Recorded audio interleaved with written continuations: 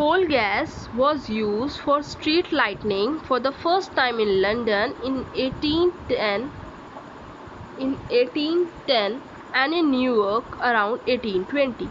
Nowadays, it is used as a source of heat rather than a light. Coal gas को first time London में as a street light use किया गया था और in New York इन 1810 में और New York में 1820 में. Nowadays, बट अब हम इसको as a source of heat मतलब जलाने में यूज़ करते हैं रेदर देन अ लाइट. हम इसको लाइट में वे में यूज़ नहीं करते. लाइट मतलब लाइट जलाने में यूज़ नहीं करते. It is used as a fuel in many industry. और कोल गैस एक फ्यूल मतलब एज अ फ्यूल यूज़ किया जाता है कोल प्रोसेसिंग प्लांट में. जहाँ पर कोल बनता है उसमें कोल को एज अ फ्यूल यूज़ किया जाता है. पेट्रोलियम क्या होता है? You know that a petrol is used as a fuel in light automobiles. अब पेट्रोल डेली लाइफ में यूज़ किया जाता है एज अ फ्यूल मतलब जो हम जैसे motor bike, car, scooter etcetera इन सब में एज अ फ्यूल हम पेट्रोल को यूज़ करते हैं. Heavy motor vehicle like truck and tractors run on diesel. जो हैवी मोटर व्हीकल्स होते हैं जैसे कि ट्रक हो गए, ट्रैक्टर्स हो गए, जो हैवी होते हैं एज अ वेट में, तो उनमें हम डीजल यूज़ करते हैं. वो किससे रन होते हैं? As a diesel. किससे चलते हैं? डीजल से. Petrol and diesel are obtain from a natural resource called petroleum. अब पेट्रोलियम से हमें पेट्रोल और डीजल मिलता है और ये एक नेचुरल रिसोर्स है मतलब ये ख़त्म हो सकते हैं. The word petroleum is derived from a petroleum. जो पेट्रोलियम है वो टू वर्ड ड्राइव्ड हुआ है. टू वर्ड्स मतलब a mixture of two words that is petra का मतलब होता है रॉक और ओलियम का मतलब होता है oil. As it is mined from between the rocks under the earth. और माइंड का मतलब होता है ये अर्थ की रॉक्स, जो रॉक्स होते हैं, पत्थर होते हैं, उनके नीचे से निकाला गया है. पेट्रोल ज़मीन के अंदर से माइन किया जाता है. Mining is an activity. Mining वो एक्टिविटी होती है जो हम ज़मीन को खोद कर या उसके अंदर से कुछ चीज़ निकालते हैं, उसको माइनिंग बोलते हैं. तो पेट्रोलियम भी एक माइनिंग प्रोसेस से निकलता है. Do you know how petroleum is form? क्या आपको पता है पेट्रोलियम कैसे बनाया है? Petroleum was form from living organism in the sea. जो पेट्रोलियम कैसे बनता है? जो लिविंग ऑर्गेनिजम्स होते हैं सी के अंदर, समुद्र के अंदर जो लिविंग ऑर्गेनिजम्स होते हैं, ऑर्गेनिजम्स का मतलब जैसे जानवर हो गए, इन सबको ये जो जानवर सी मतलब जो समुद्र के अंदर पाए जाते हैं उन से पेट्रोल बनता है. एज दीज ऑर्गेनिज्म डाइड, जब वो ऑर्गेनिज्म मर जाते हैं तो उनकी बॉडीज जो होती हैं वो बॉटम ऑफ द सी मतलब एकदम नीचे सी की बॉटम पर सेटल्ड हो जाती हैं and got covered with a layer of sand and clay. और उनके ऊपर क्या आ जाता है? मिट्टी और क्ले. ये सब क्ले होता है, मिट्टी ही होता है. That is clay is also known as sand. तो क्या होता है? उनके ऊपर क्या आ जाता है?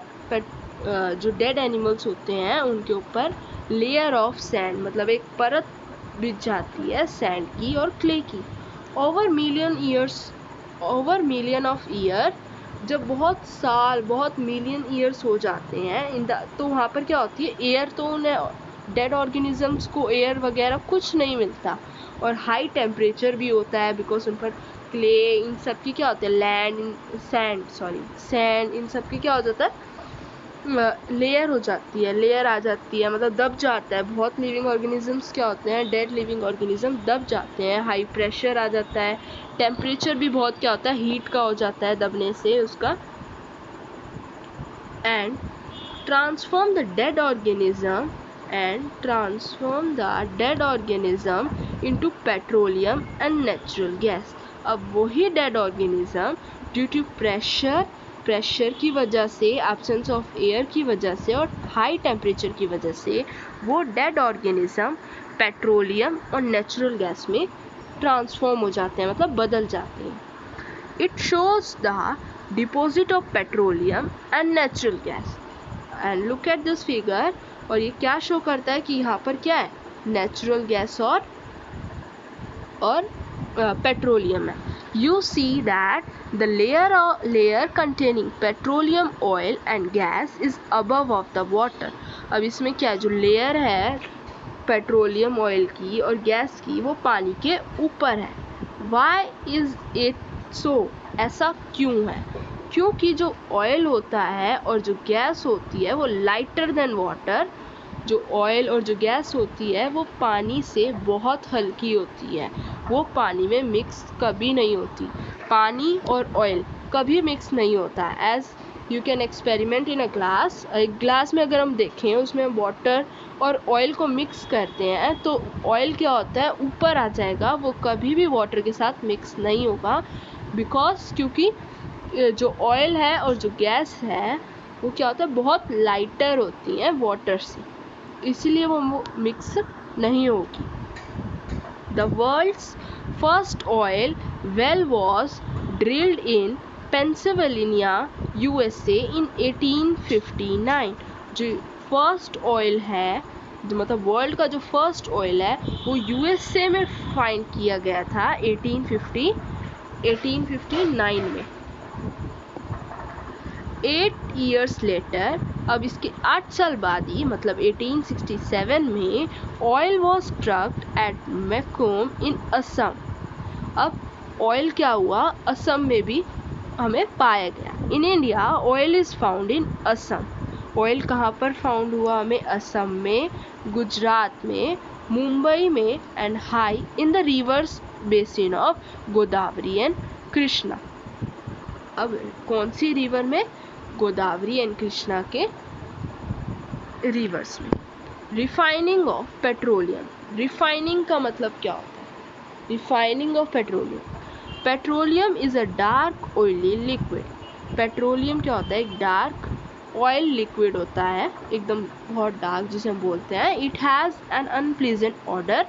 ऑर्डर का मतलब होता है स्मेल और अनप्लीजेंट का मतलब होता है अजीब सी स्मेल, ठीक है, अजीब जिसे बोलते हैं, बिल्कुल अजीब सी, और ऑर्डर का मतलब होता है स्मेल।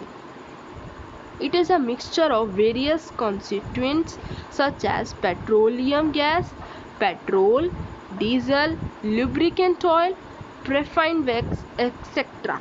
पेट्रोलियम किसका मिक्सचर होता है, पेट्रोल का, डीजल का, लुब्रिकेंट ऑयल का एंड पैराफिन गैस का एंड पेट्रोलियम गैस का। The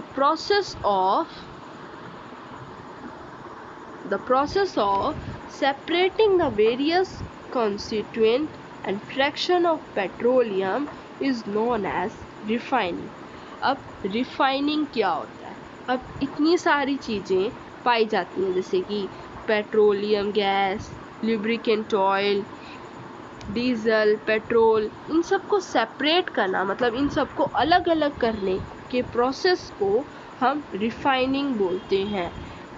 refining is a process of separating various constituent बोल लो या फ्रैक्शन ऑफ पेट्रोलियम, मतलब फ्रैक्शन ऑफ पेट्रोलियम मतलब पेट्रोलियम के पार्ट्स को अलग अलग करने को रिफाइनिंग बोलते हैं।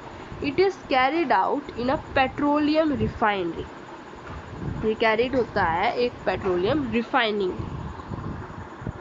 Various constituents of petroleum and their uses are given in table 5.1।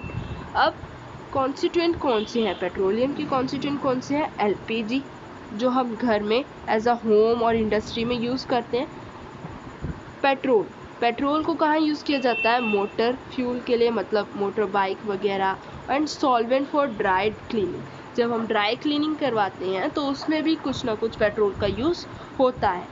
Kerosene क्या होता है, kerosene as a fuel use किया जाता है। स्टोव जो हम यूज़ करते हैं घर में, लैंप में यूज़ करा जाता है और जेट एयरक्राफ्ट में कैरोसिन का क्या होता है यूज़ किया जाता है। डीजल क्या होता है, diesel is used for heavy motor vehicle, जो बड़े बड़े ट्रक्स होते हैं, ट्रैक्टर होते हैं, उसमें एज अ फ्यूल यूज़ किया जाता है।